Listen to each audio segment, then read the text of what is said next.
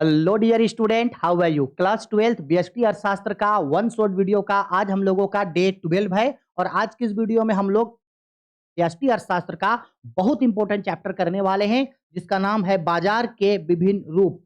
क्योंकि आप लोगों के एग्जाम में बाजार से रिलेटेड क्वेश्चन 100% आप लोगों को पूछेगा ही पूछेगा। इस चैप्टर से आप लोगों को एग्जाम में क्वेश्चन देखने को मिलेगा ही मिलेगा। ठीक है, वन शॉट वीडियो में हम लोग बाजार के विभिन्न रूप, इस पूरे चैप्टर को वन शॉट वीडियो में हम लोग कवर करेंगे। इसके बाद बीएसटी अर्थशास्त्र के ऊपर एक और वीडियो आएगा, पूर्ण प्रतियोगिता बाजार का संतुलन। उसके बाद हम लोग का पूरा बीएसटी खत्म हो जाएगा, यानी 50% सिलेबस हम लोगों का खत्म हो जाएगा।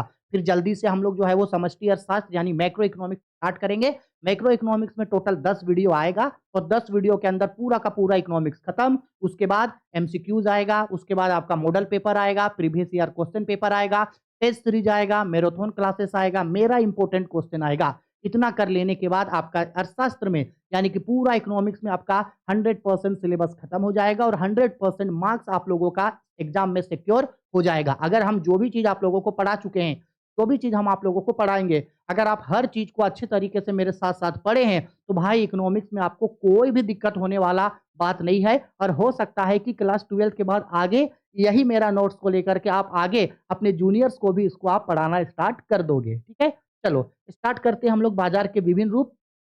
ठीक है, ये हम लोगों का चैप्टर नंबर गलती से यहाँ पे लिखा गया 11, चैप्टर नंबर ये 12 है। और यूनिट का बात करें तो समष्टि अर्थशास्त्र का सबसे लास्ट का यूनिट ये होगा। ठीक है, अब हम लोग सबसे पहले ये जानते हैं कि आखिरकार बाजार होता क्या है, क्योंकि अगर हम लोगों को बाजार चैप्टर के बारे में पढ़ना है तो सबसे पहले हम लोग को थोड़ा बाजार के बारे में जानना है।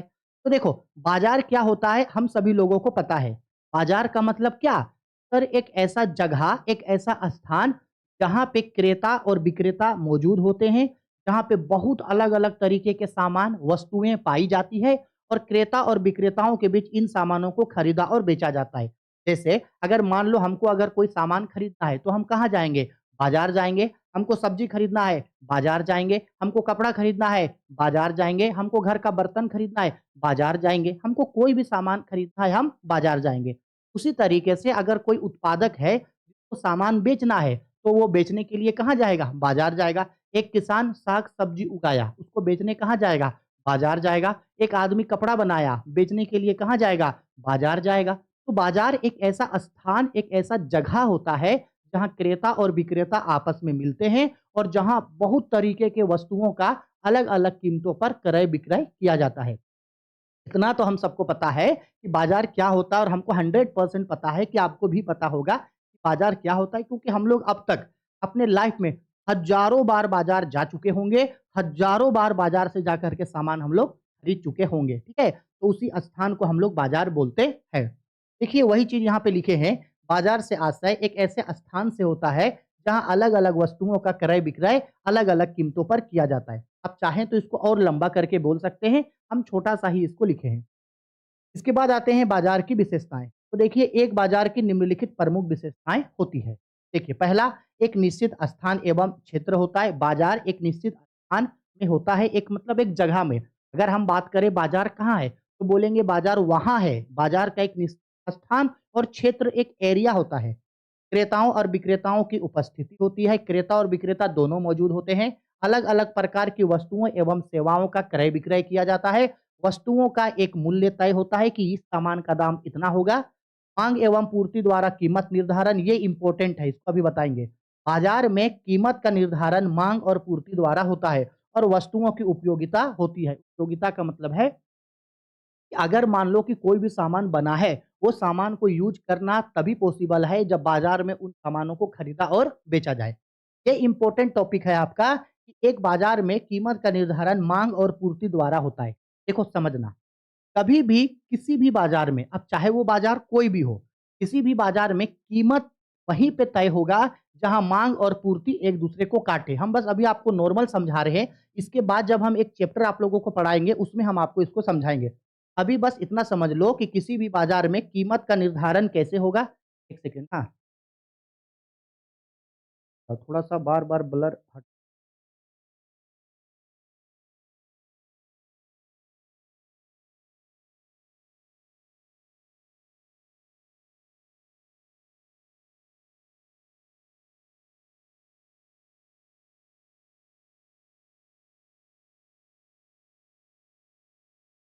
फोकस नहीं हो पा रहा। कैमरामैन फोकस करो।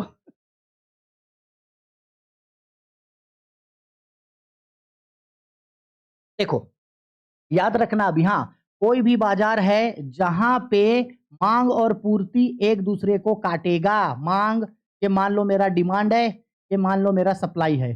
जहाँ माँग और पूर्ति एक दूसरे को काटेगा, कीमत का निर्धारण वही होगा। अभी बस इतना याद रखना, जहाँ माँग और पूर्ति एक दूसरे को काटेगा, कीमत का निर्धारण वहीं पर होगा। हम इसको अभी आगे आप लोगों को समझाएँगे। ठीक, अब आते हैं हम लोग, ठीक है सर, बाजार तो हम लोग जान गए, एक ऐसा स्थान जहां वस्तुओं तथा सेवाओं को खरीदा और बेचा जाएगा, उस स्थान को बाजार बोलते हैं। अब एक्चुअल में अर्थशास्त्र क्या किया है ना, उपयोगिता के आधार पर बाजार को 4 भागों में बाँट दिया है। बाजार को कितने भागों में बाँट दिया है? 4 भागों में, आपको याद रखना होगा। अर्थशास्त्र में उपयोगिता के आधार पे बाजार को 4 भागों में बाँट दिया। सबसे पहला बाजार का नाम रखा पूर्ण प्रतियोगिता बाजार, जिसको बोला जाता है परफेक्ट कॉम्पिटिशन मार्केट। दूसरा बाजार है शून्य प्रतियोगिता का बाजार, जिसको जीरो कंपटीशन मार्केट बोलते हैं, या इसी का दूसरा नाम होता है एकाधिकार बाजार यानी मोनोपोली मार्केट। तीसरा अपूर्ण प्रतियोगिता बाजार यानी इम्परफेक्ट कंपटीशन मार्केट, इसी को एक और नाम से पुकारा एकाधिकारी एकाधिकारी प्रतियोगिता बाजार, मोनोपोलिस्टिक कंपटीशन मार्केट। के बाद सबसे लास्ट में अल्पाधिकार बाजार यानी कि ओलिगोपोली मार्केट।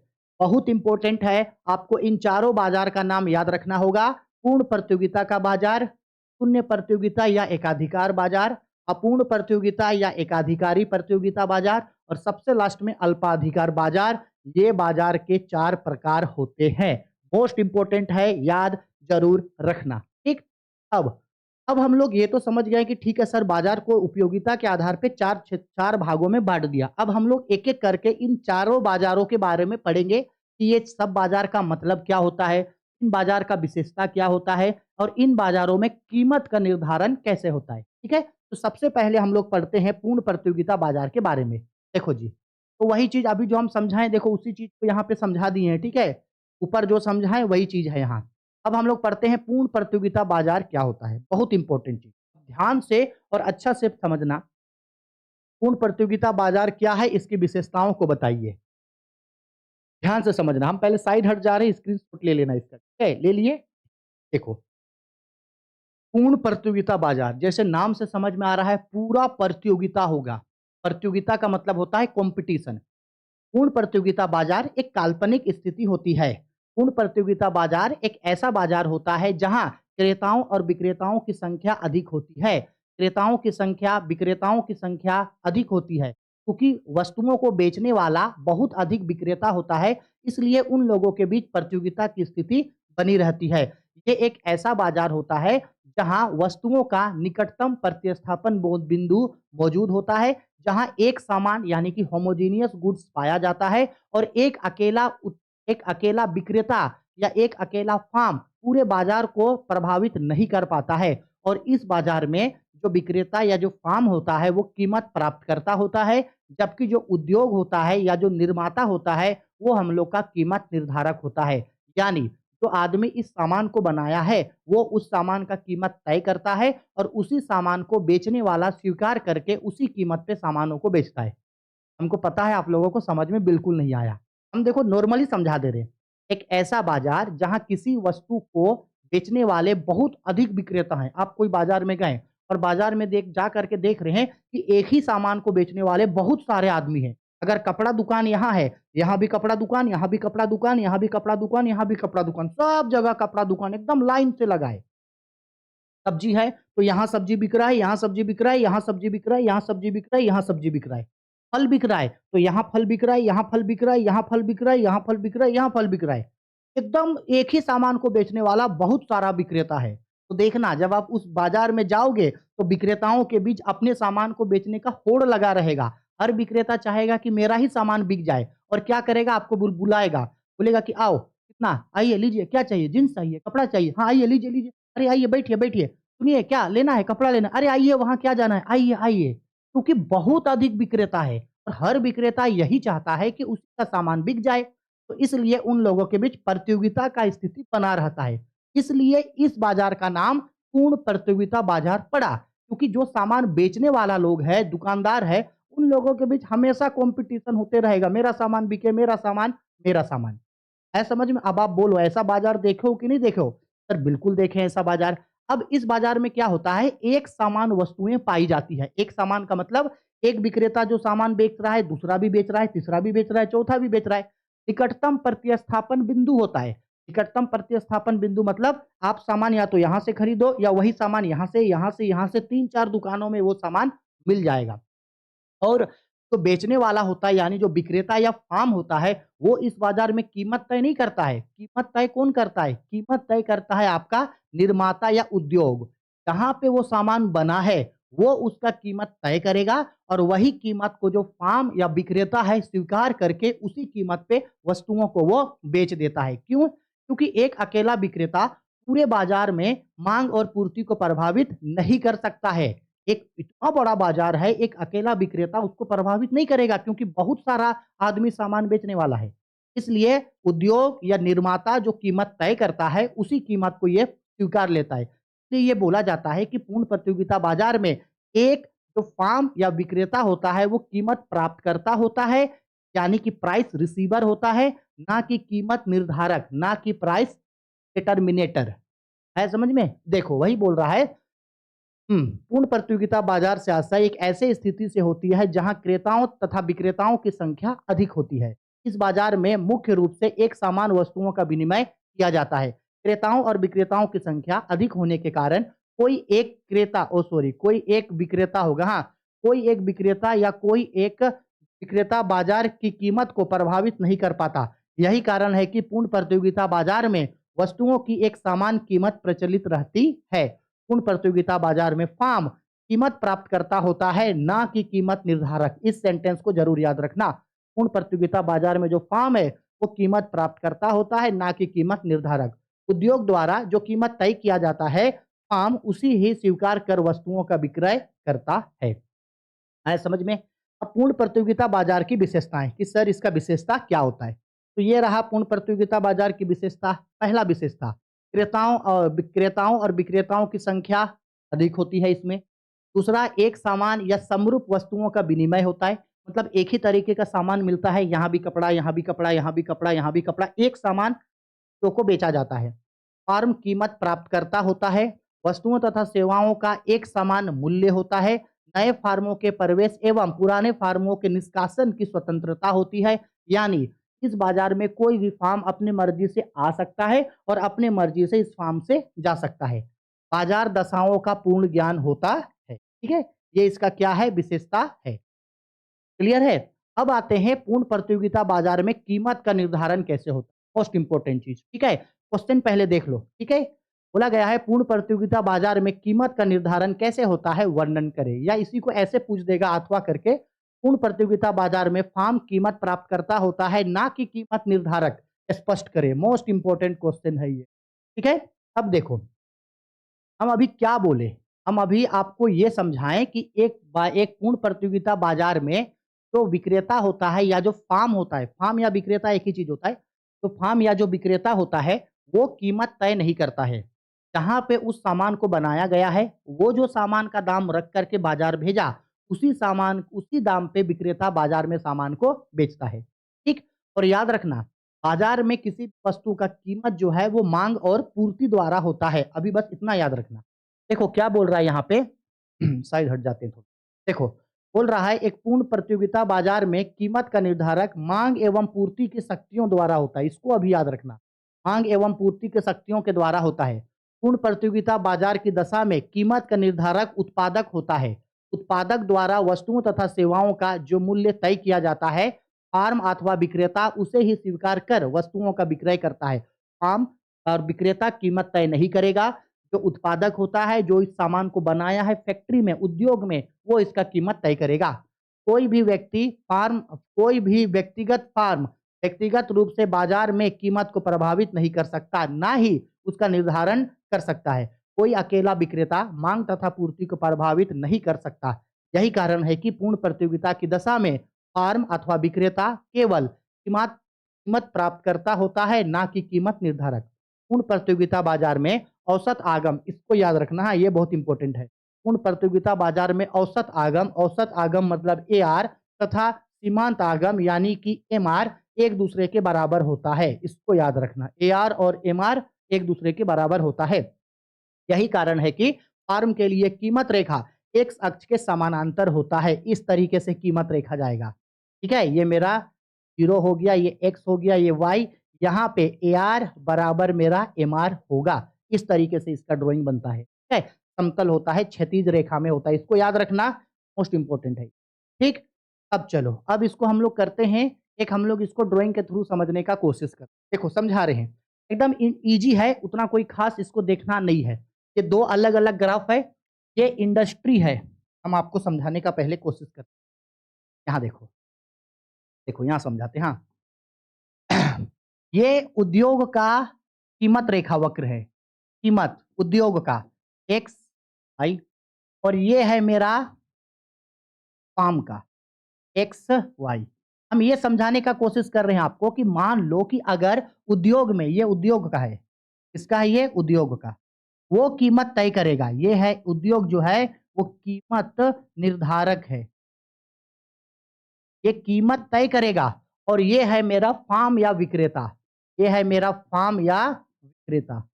और ये जो मेरा फार्म या विक्रेता है ये कीमत प्राप्त करता होगा, कीमत प्राप्त करता, ये कीमत तय नहीं करेगा। मान लो कि ये जो उद्योग है, ये अगर किसी सामान का दाम अगर 5 रुपया रखा है तो चुपचाप इसी 5 रुपया को ये एक्सेप्ट कर लेगा। अगर ये किसी कीमत का, ये किसी सामान का दाम 10 रुपया रखा तो ये चुपचाप 10 रुपया में उसको बेचेगा। ये किसी सामान का दाम अगर 20 रुपया रखा है तो ये चुपचाप उसको 20 रुपया में स्वीकार करके बेच लेगा। आया मेरा बात समझ में? उद्योग जो होता है ये होता है मेरा कीमत निर्धारक, कीमत ये तय करेगा और ये जितना सामान का दाम तय किया, फार्म उसी सामान को एक्सेप्ट करके उतना में सामान को बेच देगा। ठीक, इसीलिए ये ड्राइंग कुछ इस तरीके से मेरा बनेगा। देखो, मांग और पूर्ति शक्तियों के द्वारा निर्धारित हो गया। ये मेरा डिमांड है, ये मेरा सप्लाई है।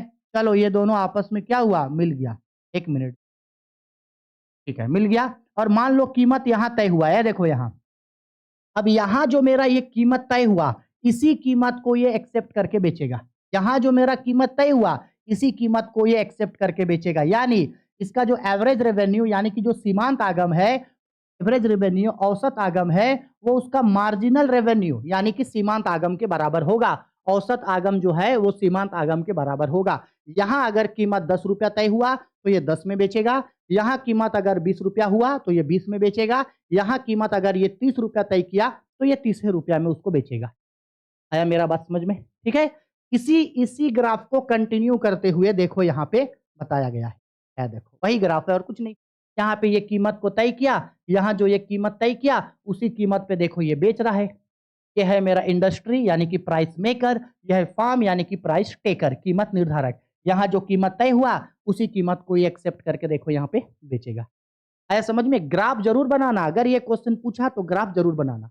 हो गया, चलो पूर्ण प्रतियोगिता बाजार हो गया। अब आते हैं एकाधिकार बाजार क्या होता है, ये भी बहुत इंपॉर्टेंट चीज है। एकाधिकार बाजार जिसको शून्य प्रतियोगिता का बाजार बोला जाता है, इसकी विशेषताओं को बताइए। अब देखो एकाधिकार बाजार क्या होता है समझना। एकाधिकार बाजार से आशय एक ऐसे बाजार से होता है जहां किसी वस्तु का केवल एक विक्रेता होता है एवं क्रेताओं की संख्या अधिक होती है। इसका मतलब एक ऐसा बाजार जहां किसी सामान को बेचने वाला सिर्फ एक आदमी है, सिर्फ एक आदमी है, एक दुकानदार है, एक आदमी ही सामान को बेचेगा और खरीदने वाला बहुत अधिक संख्या में होता है। और इस बाजार को बोला जाता है एकाधिकार बाजार। एक अधिकार यानी एक विक्रेता का अधिकार है, एक आदमी जो है इस बाजार में वस्तुओं को बेचता है और वो जो सामान को बेचता है उसको बेचने वाला दूसरा और कोई भी दुकानदार उसके नजदीक में नहीं होता है। यहाँ कीमत विभेदीकरण पाया जाता है और यहाँ जो विक्रेता होता है वो स्वयं विक्रेता यानी फार्म होने के साथ साथ वो स्वयं उद्योग भी होता है। यही कारण है कि वो अपने हिसाब से वस्तुओं का कीमत तय कर सकता है। यानी एकाधिकार बाजार में विक्रेता, कीमत निर्धारक और कीमत प्राप्तकर्ता दोनों होता है। इस बाजार में कोई भी निकटतम प्रतिस्थापन बिंदु मौजूद नहीं होता। इस बाजार में नए फार्म के प्रवेश पर पूर्ण रूप से प्रतिबंध होता है। इस बाजार में सिर्फ और सिर्फ एक विक्रेता होता है जबकि क्रेताओं की संख्या अधिक होती है। इसी बाजार को हम लोग एकाधिकार बाजार बोलते हैं। ठीक है, आया समझ में? मतलब हम ये बोल रहे हैं कि विक्रेता सिर्फ एक है, जबकि सामान को खरीदने वाला बहुत सारे क्रेताएं हैं। यानी बेचने वाला सिर्फ एक आदमी है, बेचने वाला सिर्फ एक आदमी है, जबकि खरीदने वाला ये देखो ये मेरा है विक्रेता। खरीदने व बेचने वाला सिर्फ एक है और ये सब लोग है मेरा क्रेता। बेचने वाला सिर्फ एक है, जबकि खरीदने वाला बहुत सारा है। तो ऐसे बाजार को हम लोग एकाधिकार बाजार बोलते हैं। और चूंकि इसके सामने इसके नजदीक में बेचने वाला कोई नहीं है, प्रतियोगिता कुछ नहीं होता है, इसीलिए इसको हम लोग शून्य प्रतियोगिता का बाजार भी बोलते हैं। शून्य प्रतियोगिता, किसी भी तरीके का कोई भी कंपटीशन यहाँ नहीं पाया जाता है। क्लियर है? आ गया बात समझ में? ठीक। स्क्रीनशॉट लेना है तो ले लो। ले लिए? ठीक है, देखो अब इसको पढ़ते हैं। यहाँ पे ये क्या बोल रहा है, देखो वही बोल रहा है। एकाधिकार से आशय एक ऐसे बाजार की स्थिति से होती है जहां किसी वस्तु का केवल एक विक्रेता होता है। एक विक्रेता होता है। इस बाजार में केवल एक ही विक्रेता होने के कारण वह पूरी बाजार में पूर्ति को नियंत्रित कर सकता है। यही कारण है कि इस बाजार में फार्म अथवा विक्रेता वस्तुओं का कीमत निर्धारक एवं प्राप्तकर्ता दोनों होता है। ये एकाधिकार बाजार में वस्तुओं का एक ही उत्पादक होने के कारण फार्म तथा उद्योग में कोई अंतर नहीं होता। इस बाजार में वस्तुओं का कोई भी निकटतम प्रतिस्थापन बिंदु नहीं होता। इस बाजार में नए फार्म के प्रवेश पर प्रतिबंध होता है, यानी नए फार्म को इसमें प्रवेश नहीं दिया जाएगा। क्यों? क्योंकि अगर नए फार्म प्रवेश देगा, हम अगर कोई सामान बेच रहे हैं और हम जो सामान बेच रहे उस सामान को बेचने वाला यहाँ और कोई नहीं है, तब ये मेरा एकाधिकार का बाजार है। लेकिन हम जो सामान बेच रहे हैं उसी सामान को बेचने वाला एक और आदमी आके खड़ा हो गया, तो भाई एकाधिकार कहाँ? हम जो सामान बेचेंगे वो सामान तो ये भी बेच रहा है। ठीक है, इसलिए नए फार्म के प्रवेश पर क्या होता है? प्रतिबंध होता है। ठीक। अब इसका देखो भाई कुछ कुछ विशेषताएं देखो। एक विक्रेता और अधिक क्रेता, इस बाजार में सिर्फ और सिर्फ एक विक्रेता होता है जबकि बहुत अधिक क्रेता होता है। निकट प्रतिस्थापन बिंदु का ना होना, यानी वो जो सामान बेच रहा है उस सामान को दूसरा और आसपास में बेचने वाला कोई ना हो। नए फार्मों के प्रवेश पर प्रतिबंध होता है। अधिकारी स्वयं एकाधिकारी स्वयं कीमत निर्धारक एवं प्राप्तकर्ता होता है, यानी वो खुद कीमत तय करता है और उसी में वो सामानों को बेचता है। मांग वक्र का ढाल ऋणात्मक होता है। कीमत विभेदीकरण संभव है। कीमत विभेदीकरण का मतलब होता है कि आज आप सामान को जितना में खरीदे, कल आप उतना में सामान को खरीदोगे, ऐसे गारंटी नहीं है। यानी अलग अलग वस्तुओं पे अलग अलग तरीके का कीमत पाया जाएगा। क्यों? क्योंकि बेचने वाला एक ही गो है और वो हमेशा चाहेगा लाभ ज्यादा कमाए। जब मांग ज्यादा बढ़ेगा तो वो क्या करेगा? कीमत को बढ़ा देगा। कीमत को बढ़ा देगा। इसीलिए इसमें कीमत विभेदीकरण पाया जाता है। कीमत विभेदीकरण मतलब अलग अलग कीमत। ठीक है, अलग अलग कीमत, एक समान कीमत नहीं पाया जाएगा यहाँ। अब एकाधिकार बाजार में कीमत का निर्धारण कैसे होता है? यह भी मोस्ट इंपोर्टेंट क्वेश्चन है। एकाधिकार बाजार में कीमत का निर्धारण कैसे होता है? देखो, एकाधिकार बाजार में केवल एक ही उत्पादक अथवा विक्रेता होता है। इस बाजार में फार्म और उद्योग में कोई अंतर नहीं होता, यानी फार्म भी वही खुद है और उद्योग भी वो खुद है। फार्म ही उद्योग होता है तथा उद्योग ही फार्म होता है।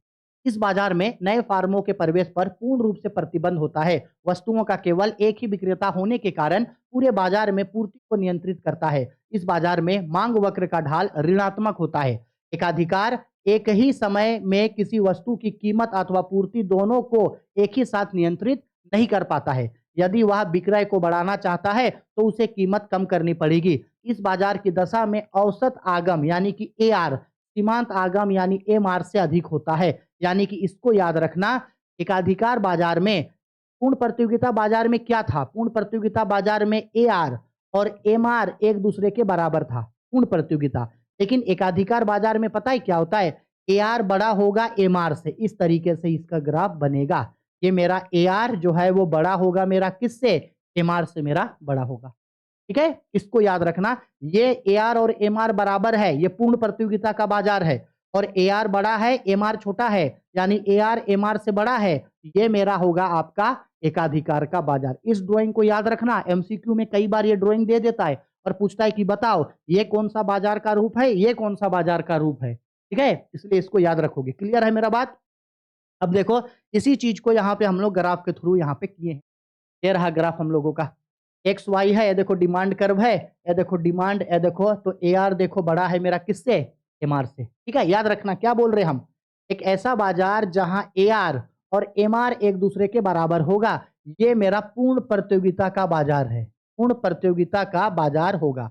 और जहां मेरा एआर बड़ा होगा किससे, एमआर से, ये मेरा होगा एकाधिकार का बाजार। कौन सा बाजार, एकाधिकार बाजार यानी मोनोपोली मार्केट। आया समझ में गुरुजी, ठीक है।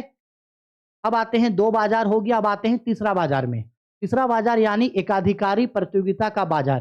कौन सा बाजार, एकाधिकारी प्रतियोगिता का बाजार। अब देखो, एकाधिकारी प्रतियोगिता का बाजार क्या होता है हम बताते हैं।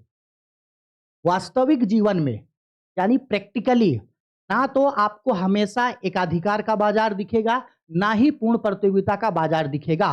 पूर्ण प्रतियोगिता का बाजार एक काल्पनिक अवधारणा है, एकाधिकार का बाजार भी एक काल्पनिक अवधारणा है। क्योंकि आज के समय में ना हमको ऐसा नहीं लगता है कि कोई भी सामान को बेचने वाला सिर्फ एक विक्रेता होगा। नहीं भाई, आस-पास में उसको बेचने वाला और भी दुकानदार ज़रूर होगा, और ऐसा कभी भी नहीं होगा कि हमेशा आस-पास में सबे होगा।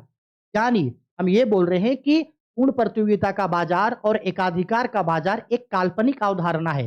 वास्तविक जीवन में पूर्ण प्रतियोगिता और एकाधिकार बाजार दोनों पाया जाता है, मतलब दोनों का कॉम्बिनेशन होता है। तो ये जो एकाधिकारी प्रतियोगिता बाजार है, ये दोनों का कॉम्बिनेशन है। यानी ऐसा बाजार जहां कुछ समय तक पूर्ण प्रतियोगिता की स्थिति होती है और कुछ समय तक एकाधिकार की स्थिति होती है, और कोई भी स्थिति लंबे समय तक नहीं चलता है। कभी पूर्ण प्रतियोगिता का बाजार पाया जाएगा, तो कभी आपका एकाधिकार का बाजार पाया जाएगा। यानी ऐसा बाजार जो पूर्ण प्रतियोगिता और एकाधिकार दोनों का मिला-जुला कॉम्बिनेशन हो, वैसे बाजार को हम लोग एकाधिकारी बाजार बोलते हैं। और एक्चुअल में हम लोगों के जीवन में हम लोग आस-पास में जो भी बाजार देखते हैं ना, वो इसी बाजार को हम लोग देखते हैं, एकाधिकारी प्रतियोगिता का बाजार। देखो, बाजार की एक ऐसी स्थिति जहां पूर्ण प्रतियोगिता एवं एकाधिकार दोनों दोनों स्थिति पाई जाती है, उसे ही एकाधिकारी प्रतियोगिता कहा जाता है। इसे अपूर्ण प्रतियोगिता का बाजार कहा जाता है। यानी प्रतियोगिता तो है, लेकिन वो अपूर्ण है। प्रतियोगिता तो है, लेकिन पूर्ण रूप से प्रतियोगिता नहीं होगा, कहा जाता है। वास्तविक जगत में ना तो पूर्ण प्रतियोगिता बाजार और ना ही एकाधिकार बाजार पाया जाता है, बल्कि वास्तविक जगत में हमेशा एकाधिकारी प्रतियोगिता ही पाई जाती है। यहाँ निकटतम प्रतिस्थापन यहाँ निकटतम प्रतिस्थापन यहाँ निकटतम प्रतिस्थापन बिंदु होता है। इस बाजार में समूह के उत्पादक विभेदीकृत वस्तुओं का उत्पादन करते हैं जो समान तथा समरूप नहीं होते हैं, परंतु निकटतम प्रतिस्थापन बिंदु होते हैं। यानी एक एक तरीके का सामान भले ही हम लोग नहीं बनाएंगे, विक्रेता एक तरीके का सामान ना बनाए, अलग-अलग सामान बनाए, लेकिन उस सामान को बेचने वाला अगल-बगल में कोई ना कोई आदमी ज़रूर मौजूद होगा, निकटतम प्रतिस्थापन बिंदु ज़रूर होगा, और वास्तविक जगत में यही पाया जाता है।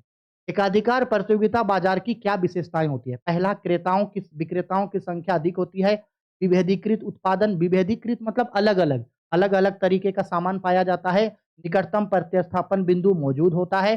अप्रतिबंधित प्रवेश एवं बहिर्गमन, आप अपने हिसाब से इसमें आ सकते हो, अपने हिसाब से जा सकते हो।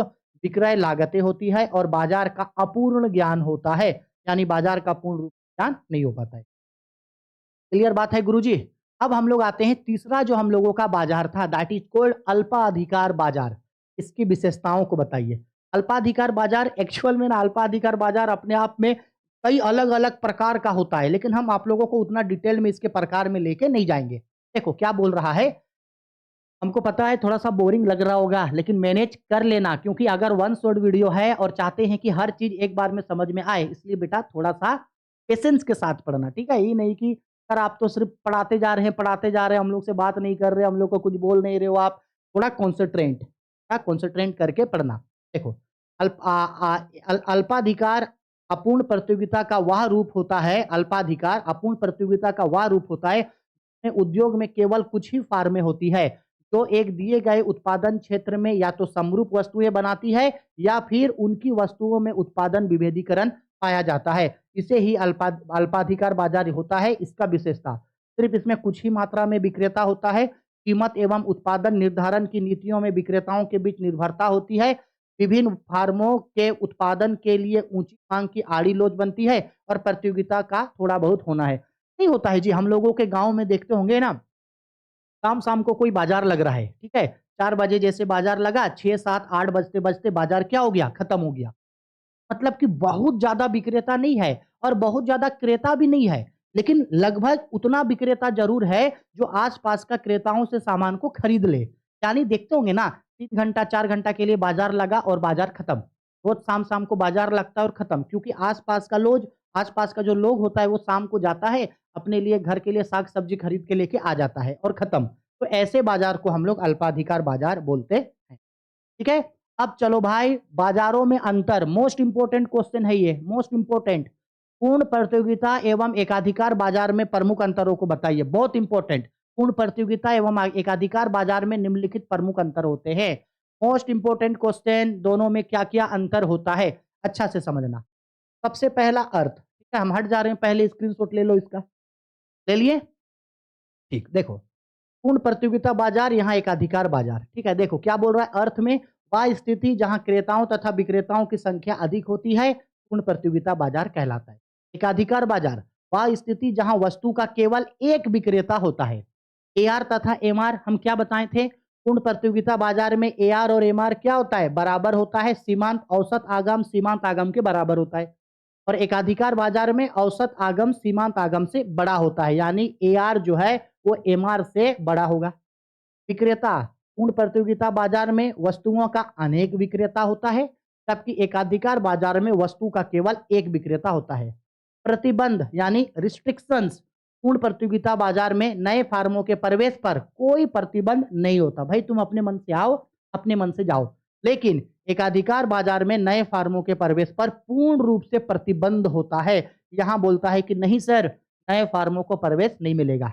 निकटतम प्रतिस्थापन बिंदु, पूर्ण प्रतियोगिता बाजार में निकटतम प्रतिस्थापन बिंदु होता है। इसका मतलब आप जो सामानों को बेच रहे हैं उस सामान को बेचने वाला और भी दुकानदार आपके आसपास में होगा।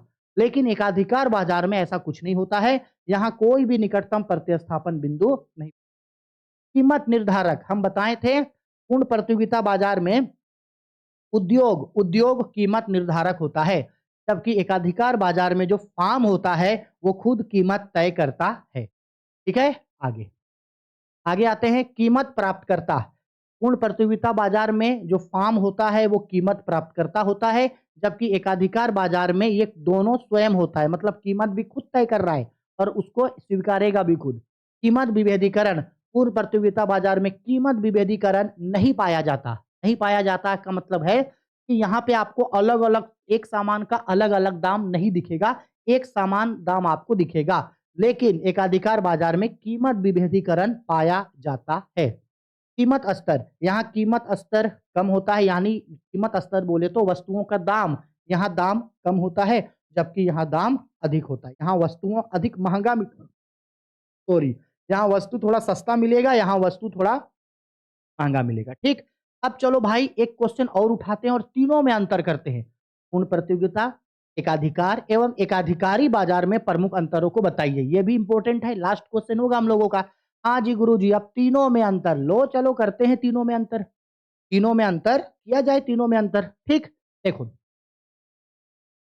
एकाधिकार, देखो आधार लिखे हैं, अंतर का आधार, पूर्ण प्रतियोगिता का बाजार, एकाधिकार बाजार और एकाधिकारी बाजार। देखो स्थिति, पूर्ण प्रतियोगिता बाजार यह एक काल्पनिक स्थिति है, एकाधिकार बाजार भी एक काल्पनिक स्थिति होती है, जबकि एकाधिकारी ये एक वास्तविक स्थिति। अभी समझाए ना, एकाधिकारी बाजार को ही अपूर्ण प्रतियोगिता का बाजार बोलते हैं। क्रेताओं और विक्रेताओं की संख्या, पूर्ण प्रतियोगिता बाजार में क्रेताओं और विक्रेताओं की संख्या अधिक होती है, एकाधिकार में केवल एक विक्रेता, जबकि अधिक क्रेता होते हैं, अधिक क्रेता होते हैं, अधिक क्या होते हैं, क्रेता होते हैं। इसके बाद क्रेताओं तथा विक्रेताओं की संख्या अधिक किंतु सीमांत होती है। वस्तुओं की प्रकृति, पूर्ण प्रतियोगिता बाजार में एक समान वस्तुएं पाई जाती है, एकाधिकार बाजार में एक समान वस्तुएं पाई जाती है, और एकाधिकार बाजार में एक समान वस्तु और एकाधिकारी बाजार में विभिन्न वस्तुएं किंतु उनका निकटतम प्रतिस्थापन बिंदु पाया जाता है। मूल्य निर्धारण, जो पूर्ण प्रतियोगिता बाजार होता है उसमें उद्योग मूल्य निर्धारक होता है, एकाधिकार बाजार में फार्म कीमत निर्धारक और प्राप्तकर्ता दोनों होता है। एकाधिकारी बाजार में मूल्य का निर्धारण अन्य फार्मों को देखकर किया जाता है, मतलब दूसरे जगह जो कीमत है उसको देखते हुए कीमत तय किया जाता है। इसके बाद कीमत, यहाँ एक समान कीमत पाई जाती है, यहाँ कीमत में विभेदीकरण यानी अलग अलग कीमत पाया जाएगा, यहाँ भी कीमत में विभेदीकरण पाया जाता है। आगे आगे आते हम लोग हाँ, लागत, यहाँ किसी प्रकार का विज्ञापन या बिक्री लागत नहीं पाया जाता। यहाँ पूर्ण प्रतियोगिता बाजार में विज्ञापन या बिक्री लागत नहीं होता है। यहाँ विज्ञापन और बिक्री लागत पाया जाता है। यहाँ विज्ञापन और बिक्री लागत अनिवार्य रूप से पाया जाता है, अनिवार्य रूप से। लाभ, पूर्ण प्रतियोगिता बाजार में सामान्य लाभ होता है, एकाधिकार बाजार में असामान्य लाभ होता है, जबकि एकाधिकारी प्रतियोगिता बाजार में सामान्य लाभ होता है। ठीक, प्रवेश एवं बहिर्गमन, पूर्ण प्रतियोगिता बाजार में प्रवेश और बहिर्गमन मतलब फॉर्म आ रहा है, जा रहा है, उसमें किसी तरीके का कोई प्रतिबंध नहीं होता। एकाधिकार बाजार में पूर्ण रूप से प्रतिबंध होता है। एकाधिकारी में कुछ रुकावटें होती है, प्रतिबंध तो नहीं होता है लेकिन कुछ रुकावटें होती है।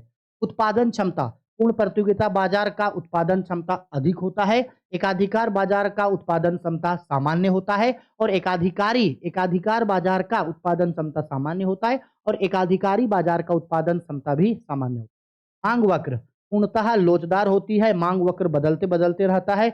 यहाँ कम लोचदार होती है और यहाँ अधिक लोचदार होती है। समझ में आया? स्क्रीनशॉट ले लिए बस। इस चैप्टर में आपको इतना ही क्वेश्चन करना है।